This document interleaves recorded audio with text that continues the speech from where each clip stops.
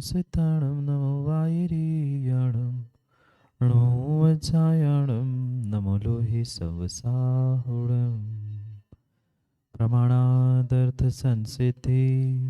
सदा भासात् विपर्यया इति वक्ष्ये तयो लक्ष्म सिद्धिमल्पं लघीयसा नमो हरियन्ताणं नमो सिताणं नमो वायरीयाणं नमो वत्सायाणं नमो लोहे सवसाहुणं। पंच परमेष्ठ भगवान की, आचार्य भगवान माणिक्यानंदी स्वामी की, आचार्य भगवान गुरुवर विशुद्ध सागर जी महाराज, सनातन जैन धर्म के।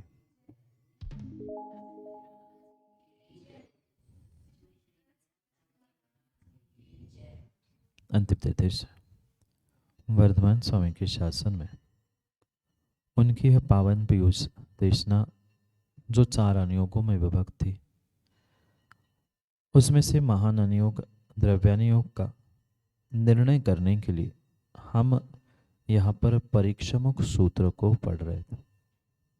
भव्यात्माओं, आचार्य प्रवर माणिक्यानंदी स्वामी न्याय शास्त्र परीक्षामुख सूत्र में हमें प्रमाण का बोध करा रहे थे। सम्यक ज्ञान रूपी जो प्रमाण था, उस सम्यक ज्ञान रूपी प्रमाण को समझाते हुए प्रमाण के भेद, उत्तर भेद, उन सबको समझने के उपरांत चौथे परिच्छेद में हम प्रमाण के विषय को समझ रहे थे।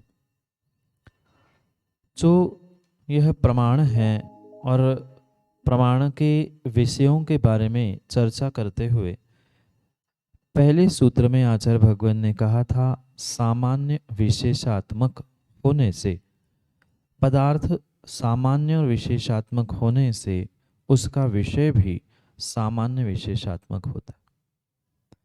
क्योंकि वस्तु का स्वरूप अनेकांतात्मक है, वस्तु अनेकांत रूप होने से वह उसको हमें अनेकांत से ही समझना हो। फिर अगले सूत्र में आचार्य भगवान ने अनेकांत का स्वरूप बताया कि अनेकांतात्मक वस्तु किस बिना पर है, किसके कारण हम उसे अनेकांतात्मक कहते। उसके लिए 2 प्रकार के हेतु दूसरे नंबर के सूत्र में आचार्य भगवान ने दिए। पहला हेतु अनिवृत्त और व्यावृत्त के विषय होने से, और पूर्वाकार का नाश, उत्तराकार की उत्पत्ति और फिर भी नित्य होने से वह वस्तु अनेकांतात्मक कहे। सामान्य भाषा में अगर उसे हम समझे तो जो उत्पाद, व्यय और द्रव्य एक ही समय में होने के कारण से, और दूसरा अनिवृत्त व्यावृत्त, यानी जो सहजता से विधि रूप यह ऐसा है और ऐसा नहीं है, ऐसा नहीं है, ऐसे एक साथ ही दोनों की प्रतिकृति या दोनों की अवधारणा होने के कारण से वस्तु को अनेकांतात्मक सिद्ध किया। इस प्रकार से वस्तु को सामान्य विशेषात्मक, विधि निषेधात्मक, नित्यानित्यात्मक आदि एक ही समय में एक ही वस्तु में होने के कारण से उसे अनेकांतात्मक सिद्ध करते हुए आगे आचार्य भगवंत उस जो सामान्य विषय था, यानी प्रमाण का विषय सामान्य और विशेष था, तो सामान्य के 2 भेद आचार्य भगवान ने समझाए थे और विशेष के 2 भेद आचार्य भगवान ने समझाए, जिसको हमने 2-3 दिन पहले समझ लिया था। वहाँ सामान्य के 2 भेद हमने टेबल से भी समझने का प्रयास किया था कि पहले प्रमाण का विषय, फिर उसके 2 भेद, एक सामान्य और एक विशेष। सामान्य के पुनः 2 भेद, तिर्यक और ऊर्ध्वता, तिर्यक सामान्य और ऊर्ध्वता सामान्य। पुनः इधर विशेष के भी 2 भेद थे, एक पर्याय और एक व्यतिरेक। ये अब इन 4 विषयों को हमें समझना है कि तिर्यक सामान्य क्या है, ऊर्ध्वता सामान्य क्या है, पर्याय विशेष क्या है और व्यतिरेक विशेष क्या है। इन 4 सूत्रों को हमें चौथे अध्याय के समझना है। शेष सूत्रों को, उनके विभाजन आदि को हमने समझा था। अब हमें चौथे नंबर का सूत्र, 5वें नंबर का सूत्र, फिर 8वें और 9वें ऐसे 4 सूत्र पढ़ने। शेष सूत्र हमने पढ़ लिए थे, इन 4 सूत्रों को हमें आज पढ़ना है। समझते हैं उस सामान्य विषय के जो 2 भेद तिर्यक सामान्य और ऊर्ध्वता सामान्य कहे हैं उसको समझते।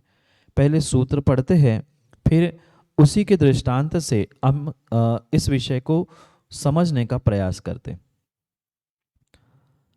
सदृश परिणामस तिर्यक, सदृश परिणामस तिर्यक खंड मुंडादिशु गोत्ववत। पूरा पढ़ता हूँ। सदृश परिणामस तिर्यक खंड मुंडादिशु गोत्ववत।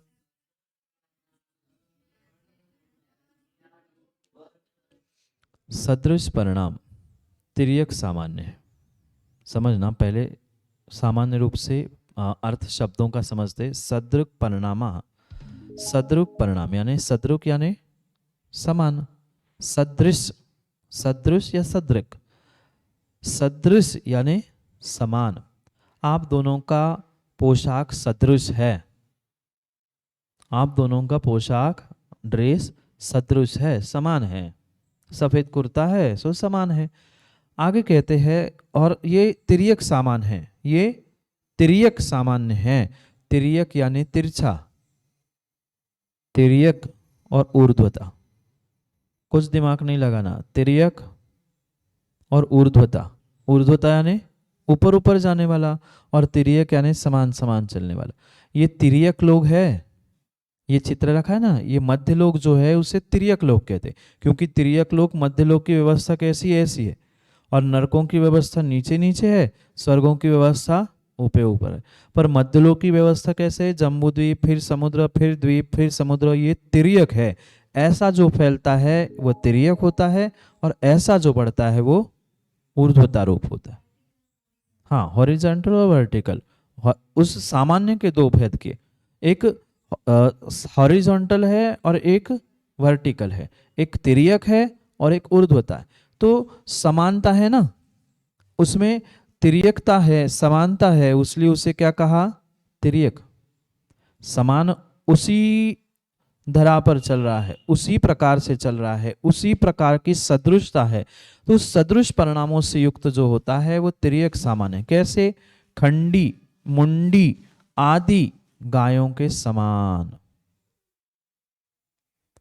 जैसे खंडी यानी गाय के भेद है, धौरी, काली, नीली आदि, ये तो भेद है ही रंग के। पर यहाँ जो दृष्टांत दिया है खंडी मुंडी यानी जिसके सींग है, जिसके सींग टूटे हैं, कोई छोटी सींग वाली है आदि, सभी वह सामान्य तो है। किस अपेक्षा से, गोत्ववत, गौपने के अपेक्षा से सामान्य है। पर फिर भी एक खंडी है, एक मुंडी है, एक काली है, एक गोरी है, एक सफेद है, एक धौरी है, ये सब कुछ क्या है, ये भिन्न भिन्न होने पर भी सामान्य से गोपना है। गौ भले ही काली, नीली, चितकबरी, कौन से किसी भी रंग की हो, है तो गाय ही। इसलिए वह उसमें गोत्वपना यानी गौपना सामान्य होने से उस खंडी मुंडी आदि गायों में गौपना, ये सदृश परिणाम होने से तिर्यक सामान्य है। बात आई समझ में? आप दोनों सामान्य हैं। क्यों? पोशाक और ड्रेस एक सा होने से। आप भले ही आपके सबके ड्रेस अलग है पर फिर भी आप सामान्य हैं। क्यों? जीवत्व की अपेक्षा से। अंतर आया समझ में? काली, नीली, हरी, पीली भिन्न रंग के पोशाक पहनने पर भी वह समान कह रहे। क्यों? जीवत्व की अपेक्षा से। ऐसे ही खंडी मुंडी आदि गाय होने पर भी उसे गायपने की अपेक्षा से एक समान कहना, सामान्य कह देना, ये यहाँ सदृक परिणामों से युक्त गोत्व की अपेक्षा से, गायपने की अपेक्षा से उसमें सामान्यपना है। पर कौन सा सामान्य है? तिर्यक। क्यों कहा तिर्यक? समझने जैसी, ये आपको कहीं नहीं मिलेगी हॉरिजॉन्टल। ये सभी गाय गाय गाय गाय गाय गाय है। अब जैसे आप ऊर्ध्वता का पढ़ेंगे तो समझ में आ जाएगा। एक ही जाति में जब समान धर्मता होती है वह तिर्यक सामान होता है। पर अब उस ऊर्ध्वता सामान्य को कैसे समझेंगे, अगले सूत्र को पढ़ते हैं फिर उसके विषय में करते चर्चा। परापर विवर्त व्यापी, परापर विवर्त व्यापी द्रव्य मूर्ध्वता मृदीव स्थासादिषु, मृदीव स्थासादिषु परापर विवर्त व्यापी द्रव्य मूर्ध्वता मृदीव स्थासादिषु।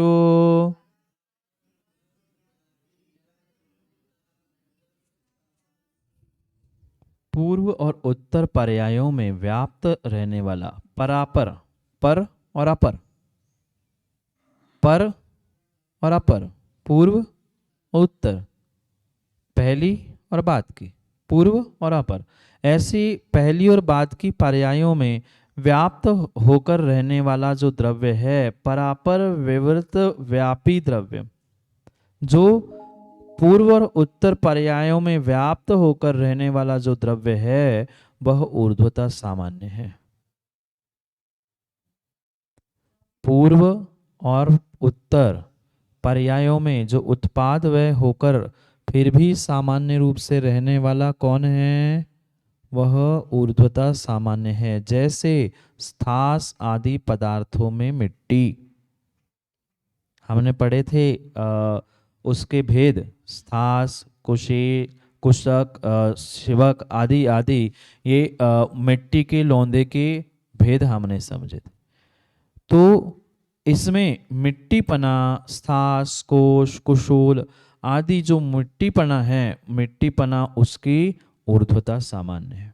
और सामान्य दृष्टांत से भोजनशाला में जो रोटी बनाई थी कैसी बनी थी, सूखा आटा पूर्व पर्याय, गीला आटा उत्तर पर्याय, गीला आटा पूर्व पर्याय, उसका लौंधा, पुनः उससे लोई, फिर बेलना, फिर रोटी बनना, ये क्रम क्रम से क्या हुआ, ये क्या हुआ, ऊर्ध्वता हुई। इसमें सामान्य रूप से आटा आटा आटा आटा आटा, वह आटा ऊर्ध्वता सामान्य रूप समान था। और यहाँ गाय गाय गाय गाय गाय, अंतर समझ में आया क्या?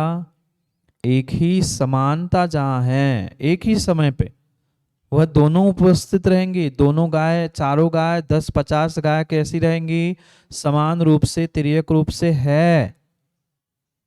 पर एक पर्याय दूसरी पर्याय तीसरी पर्याय एक के बाद होगी ना, इसलिए उसे ऊर्ध्वता कहा। ऊर्ध्वता से तात्पर्य ये नहीं है कि हम किसी पर्याय को या किसी सामान्य को ऊर्ध्वगमन करा रहे हैं, पर एक के बाद एक, एक के बाद एक, एक के बाद एक। इसलिए समझने के लिए ये समझना है ये तिर्यक सामान्य है, ये ऊर्ध्वता सामान्य है।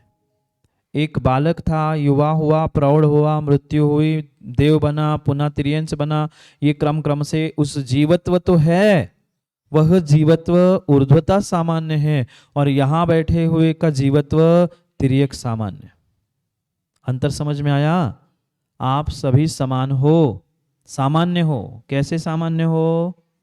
आप तिर्यक सामान्य से एक हो, क्योंकि जीवत्व है। भले ही आप कोई पुरुष, कोई स्त्री, कोई महिला, कोई बालक, कोई युवा, कोई कुछ, अनेक प्रकार के भेद है, पर फिर भी वह भेद होने पर भी जीवत्व की अपेक्षा से आप समान है। इसलिए क्या है, ये तिर्यक समान है। पर यही आप बालक थे, युवा हुए, प्रौढ़ हुए, वृद्ध होंगे, मृत्यु को प्राप्त करेंगे, पुनः देव बनेंगे, तिर्यंश बनेंगे, ये हमारा ऊर्ध्वता समान। मात्र व्यक्तिगत एक द्रव्य को जब उनकी पर्यायों की, ये लिख लो, मात्र एक द्रव्य को व्यक्तिगत पर्यायों की दृष्टि से देखा जाएगा। एक द्रव्य को, मात्र एक द्रव्य को व्यक्तिगत पर्यायों की दृष्टि से देखा जाएगा। मात्र एक द्रव्य को व्यक्तिगत पर्यायों की दृष्टि से जब देखा जाएगा तो वह ऊर्ध्वता सामान्य है। और अनेक द्रव्यों की लिख लिया पहला। मात्र एक द्रव्य की व्यक्तिगत पर्यायों को देखते हुए जो सामान्यपना खोजा है वह ऊर्ध्वता सामान्य है। और अनेक समान द्रव्यों की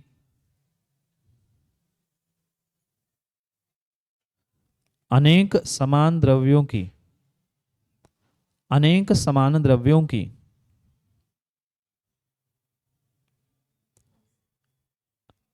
विसदृश या भिन्न भिन्न पर्याय को देखने वाला तिर्यक सामान्य। एक जीव द्रव्य था, उसकी पर्याय स्त्री पुरुष बालक युवा ये भिन्न भिन्न पर्याय जरूर है, पर फिर भी समान परिणाम वाली है। मनुष्य है, जीव भी नहीं माने, मनुष्य है। मनुष्य सामान्य की अपेक्षा से ये तिर्यक सामान्य हो। और मनुष्य तिर्यंश नारकी देव एक ही द्रव्य की, जीवी द्रव्य की भिन्न भिन्न पर्याय, ये क्या हो गया? तिर्यक ऊर्ध्वता सामान्य हो गया। और ये क्या हो गया? तिर्यक सामान्य। ये किसी भी ग्रंथ में आपको मिलने वाला नहीं है, ये आपके समझने के लिए। नहीं तो ये खोजो कि ऊपर कहाँ लिखा है या ऐसा कहाँ लिखा है, ये कहीं लिखा नहीं मिलना है।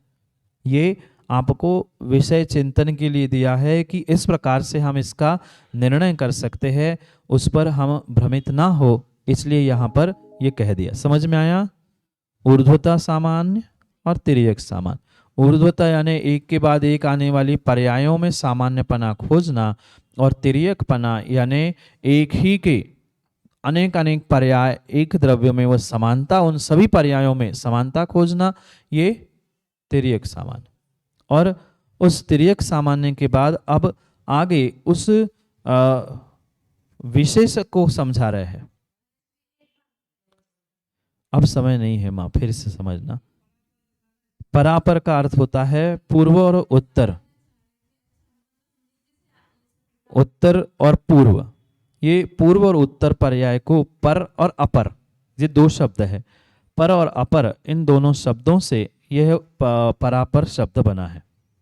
तो दो प्रकार के सामान्य बताए, एक तिर्यक सामान्य और ऊर्ध्वता सामान्य, जो एक ही द्रव्य की, एक ही समान द्रव्य की अनेक पर्यायों को आगे पीछे की काल की अपेक्षा से समझना, ये ऊर्ध्वता सामान्य है। और समान द्रव्य की भिन्न भिन्न पर्यायों को निहारना, ये तिर्यक सामान्य है। जैसे काली गाय, नीली गाय, पीली गाय, हरी गाय या अनेक प्रकार की गाय गाय गाय, वह उसमें गायपना की अपेक्षा से ये तिर्यक सामान्य है। और जो एक ही द्रव्य की मनुष्य, तिर्यंश, देव, नारकी, सिद्ध आदि आदि जो एक के बाद एक होने वाली पर्याय है, ये तिर्यक सामान्य है। और सीधा सीधा वह जो एक के बाद एक पर्याय ऊपर चढ़ रही है, वह ऊर्ध्वता सामान्य है। और जो समान रूप से एक साथ दिखने में आ रही है, एक ही प्रकार के द्रव्य की अनेक पर्यायों को हमने तिर्यक सामान्य। अब यहाँ पर हमें उस विशेष को भी समझना है। दो प्रकार के विशेष आचार्य भगवंत ने समझा, एक पर्याय विशेष और एक व्यतिरेक विशेष। तो ये पर्याय विशेष क्या है? 8 नंबर के सूत्र को पढ़ना। 6वां और 7वां सूत्र हमने पहले ही पढ़ा है, 8वां सूत्र हमें पढ़ना है। पढ़ते हैं। एकस्मिन् द्रव्ये क्रम भाविनः परिणामः पर्याया आत्मनि हर्ष विषादादिवत्, हर्ष विषादादिवत्। एकस्मिन् द्रव्ये क्रम भाविनः परिणामः पर्याया आत्मनि हर्ष विषादादिवत्।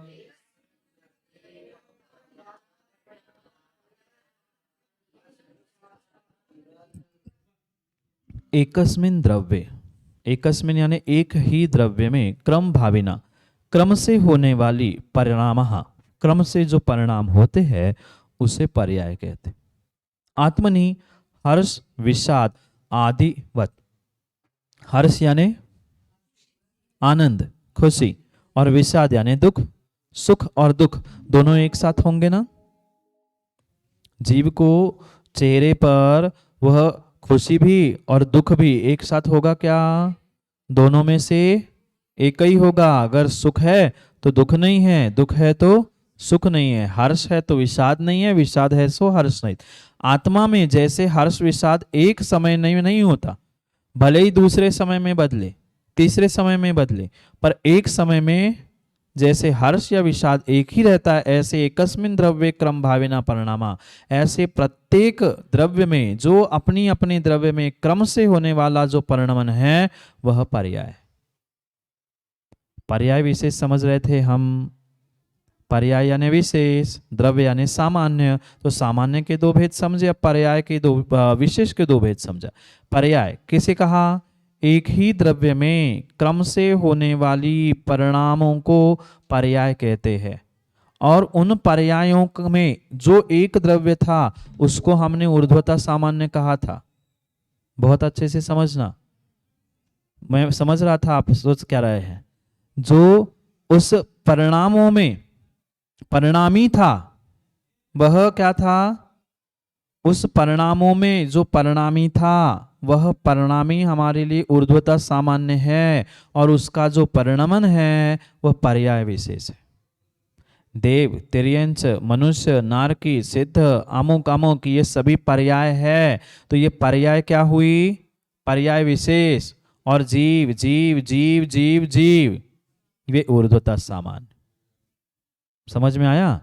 एक के बाद एक ही समय में मात्र हर्ष और विषाद, जैसे क्रम के बाद एक होता है हर्ष विषाद, विषाद हर्ष, दुख सुख, सुख दुख, ये जो क्रम से हो रहा है, ये क्रम से होने वाली उस परिणामों को, परिणति को आचार्य भगवान ने पर्याय कहा। आगे पढ़ते हैं 9 नंबर के सूत्र को, जहां व्यतिरेक विशेष को कहते हैं अर्थांतरगतो विसदृश परिणामों व्यतिरेको गो महिषादिवत। अर्थांतरगतो विसदृश परिणामों व्यतिरेको गो महिषादिवत।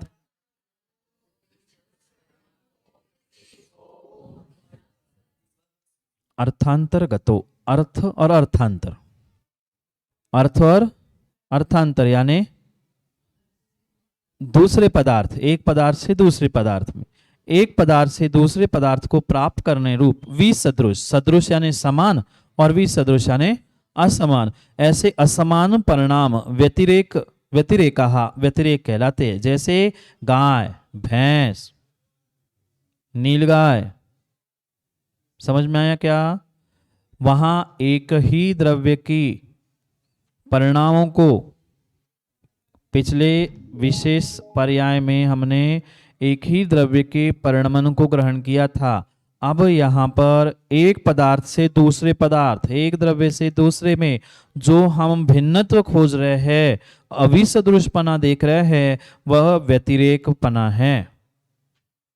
अन्वय व्यतिरेक हमने समझा था, नहीं होने पे नहीं होना। जैसे वहां व्यतिरेक था, ऐसे ही यहाँ व्यतिरेक रूप से कह रहे हैं कि इसमें और इसमें व्यतिरेकपना है, जबकि दोनों पुद्गल है क्या? ये माइक भी और पेंसिल भी, ये कागज भी, ये पुद्गल तो है, पर फिर भी कैसे है? फिर भी व्यतिरेक रूप है। क्यों? क्योंकि पर्याय वर्तमान में भिन्न है। ये पेंसिल है, ये माइक है और ये ग्रंथ।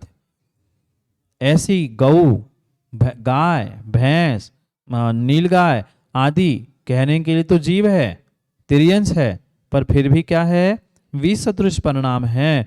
तो दो एक दूसरों से, अर्थ से अर्थांतर रूप होने से उसमें जो विसदृश परिणाम, भिन्न भिन्न विलक्षण धर्म प्राप्त हो रहा है, वह विलक्षणता, उसकी विसदृशता ही हमारे लिए व्यतिरेक का बोध कराने वाली। आया समझ में? तिर्यक सामान्य, खंडी मुंडी काली नीली गाय ऊर्ध्वता सामान्य, वह जीव की एक दूसरे मनुष्य तिर्यंश आदि एक बाद होने वाली पर्याय। फिर जो जीव में, आत्मा में हर्ष विषाद हो रहा है, उस हर्ष विषाद एक के बाद होना एक ही द्रव्य में, वह पर्याय विशेष है। और अनेक, एक द्रव्य से दूसरा द्रव्य किस प्रकार से भिन्न है, इसको खोज लेना, ये व्यतिरेक विशेष है। कर सकते, सामान्य भी कर सकते, विशेष भी कर सकते। हाँ, नहीं, अब गाय और भैंस असमान खोजेंगे ना, है तो त्रियंश, पर गाय, भैंस, घोड़ा, ऊंट आदि ये त्रियंश की अपेक्षा से समान होगा, पर उनकी पर्याय और व्यतिरिक्त की अपेक्षा से विशेष है। पर्याय की अपेक्षा से खोजेंगे तो पुनः उन्हीं की पर्याय खोजनी पड़ेगी। त्रियंश थी, मनुष्य बनी, देव बनेगी, ये पर्याय की अपेक्षा से हो गया। फिर उसमें जीवत्व एक था, इसलिए वो ऊर्ध्वता सामान्य हो जाएगा। आप चिंतन करना, इस पे आप चारों को एक साथ घटित कर सकते, पर थोड़ी थोड़ी शब्दों को जोड़ना पड़ेगा। विसदृशता में दूसरों को लेना पड़ेगा। विसदृशता में दूसरे कंपैरिजन कब होगी? विलक्षणता तभी समझ में आएगी, दूसरा कोई विलक्षण होगा तो, इसलिए वहां लेना पड़ेगा। इस प्रकार से चौथा परिच्छेद हमने पूर्ण किया। पांचवें परिच्छेद में मात्र 3 सूत्र है। प्रयास करेंगे कि कल हम उस पांचवें परिच्छेद को पूर्ण करें। कल समय पर समय पे आओ, फिर आकुलता होती है सबको ले जाने की, इसलिए समय पे आके 7:30 बजे बराबर अपन शुरू करेंगे। जितने आएंगे उतना पढ़ाएंगे, क्योंकि हमें भी विषय पूर्ण करना है। बाहर बहुत सारे यूट्यूब पे भी देखने वाले, इसलिए समय पे अपन को सबको पूर्ण करना है। पुनः समय पर समय की बात करने के लिए समय पे मिलते हैं, क्योंकि समय पे किया गया काम समय को दिलाता है। बोले भगवान महावीर स्वामी की।